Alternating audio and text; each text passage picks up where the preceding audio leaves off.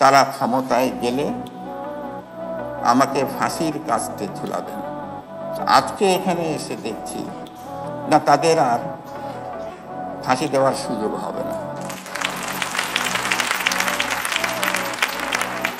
2001 সালের নির্বাচন পরবর্তী জয়ী দল বা গোষ্ঠী যখন আদর্শিক কারণে অপশক্তির প্রশ্রয়ে ও আশ্রয়ে প্রতিরোধহীন, তখন অসম্ভব ঘটনা ঘটতেই পারে।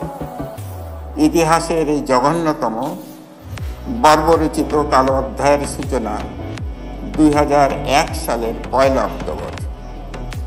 প্রতিহিংসার রাজনীতিতে মানবতা লাঞ্ছিত, সাম্প্রদায়িক সম্প্রীতি লণ্ডভণ্ড, মহান মুক্তিযুদ্ধের অবিনাশী চেতনা বিরোধী শক্তি বাংলাদেশ জুড়ে শুরু করে নারকীয় তাণ্ডব। এদের সংগঠিত হত্যা, ধর্ষণ, সম্পত্তির থেকে উচ্ছেদ, সম্পদ লুণ্ঠন, জোরপূর্বক চাঁদা আদায়, শারীরিক নির্যাতন ও অগ্নিসংযোগের মতো অসংখ্য ঘটনায় মানবতা ক্রন্দনরত বিদীর্ণ বাংলাদেশ। নির্মম, পাশবিক, জান্তব আক্রোশ, হিংস্রতা, প্রতিটি ঘটনা যেন মথিত হৃদয়ের বেদনার্ত সমগ্রতা নিয়ে জীবন্ত অসহায় চিৎকারে বলেছে, এই কি আমাদের জন্মভূমি? অশ্রু, আর্তনাদ, নীরব বেদনা, হৃদয় অনুভূতি ও উপলব্ধির বিবেক যন্ত্রণায় বিদ্ধ এই প্রতিবেদন রুদ্ধকালের ঘটনাপঞ্জি। এ দিয়ে শুরু করি আমার প্রতিবেদন। এখান থেকে আপনারা বুঝে নেন যে আমার আদর্শিক চেতনা কোথায় এবং আমি নিরপেক্ষতার খোলসে কতটা আমাকে আটকে রাখা যায়।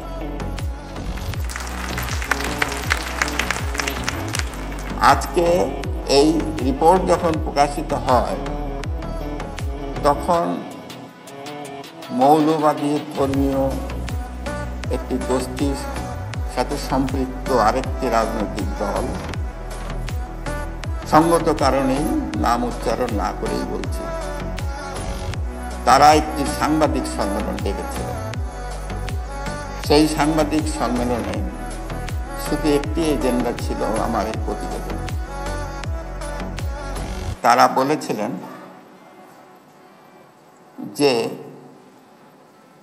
তারা ক্ষমতায় গেলে আমাকে ফাঁসির কাস্তে ঝুলাবেন। শুনলাম, পত্রিকায় দেখলাম, রেডিও টেলিভিশনেও শুনলাম। তারপর তো অনেক বছর চলে গেছে, এখন আমি মৃত্যুর কাছাকাছি।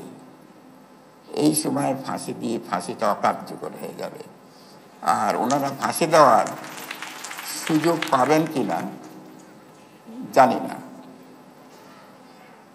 আজকে এখানে এসে দেখছি না, তাদের আর ফাঁসি দেওয়ার সুযোগ হবে না। মুক্তিযুদ্ধের চেতনায় বিশ্বাসী ঘাতক দালাল নির্মূল কমিটির আজকের এই সমাগম দেখে মনে হচ্ছে যে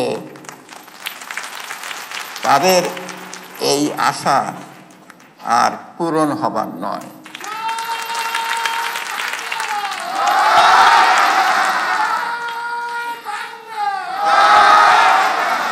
তাই আমি আজ নিরাপদ, এবং সেজন্যই